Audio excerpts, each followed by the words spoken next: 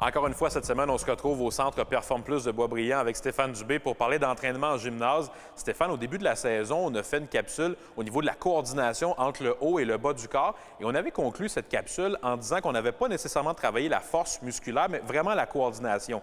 On se retrouve aujourd'hui maintenant et là, on va vraiment aller plus loin au niveau de la force entre la coordination entre le haut et le bas du corps. Effectivement, en début de saison, on a travaillé plus au niveau de la mobilité et la coordination, comment faire travailler le bas de corps et le haut de corps ensemble. Maintenant, aujourd'hui, ce qu'on va travailler, c'est comment exploser et utiliser la force. Parce que si on prend une situation de match, une bagarre, un contre un, une mise en échec, un lancer, bien, c'est toujours le bas de corps qui va initier le mouvement avec le haut de corps qui va exploser, le transfert d'énergie. Donc, la synergie où ce que ça travaille tout ensemble.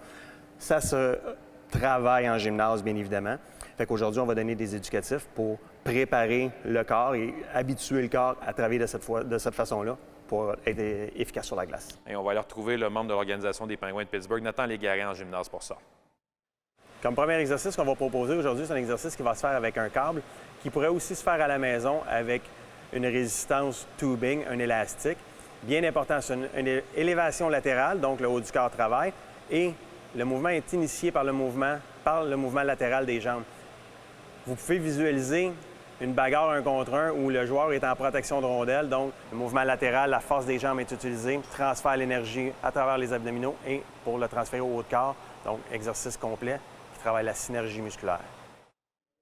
Comme deuxième exercice qu'on va proposer, c'est encore un skating jump, un saut de patin, mais la complexité qu'on va lui donner, on va avoir un ballon médicinal et on va avoir ce qu'on appelle un med ball slam. Donc, comme on voit, Nathan est très explosif au niveau des jambes et très explosif au niveau du haut du corps. Donc, on travaille vraiment la composante de synergie, bas de corps, haut de corps. Comme troisième exercice, on propose un mouvement que je considère un exercice très complet. Donc, le bas de corps, le haut de corps, tout est sollicité. Fait qu'on a un mouvement où on va initier avec une tirade et les jambes sont sollicitées. Après ça, on va transférer l'énergie, on change de côté. Donc, on demande aussi de la coordination droite-gauche et on finit avec un mouvement de poussée. Mouvement très complet. C'est un mouvement qui peut se faire en renforcement ou on peut ajouter une composante de vitesse et le travailler en explosion. Ça va vraiment en fonction du niveau de chaque athlète et en fonction de ce que l'on veut développer.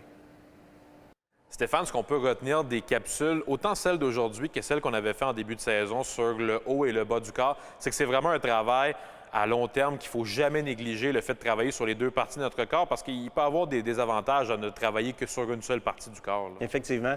Jasmin, j'ai tellement vu de joueurs, d'athlètes être tellement forts en gymnase, forts sur le bench press, là, vraiment très développés. Impressionnant. Impressionnant. Puis quand ils arrivent sur la glace, mais ils ne sont pas forts du tout.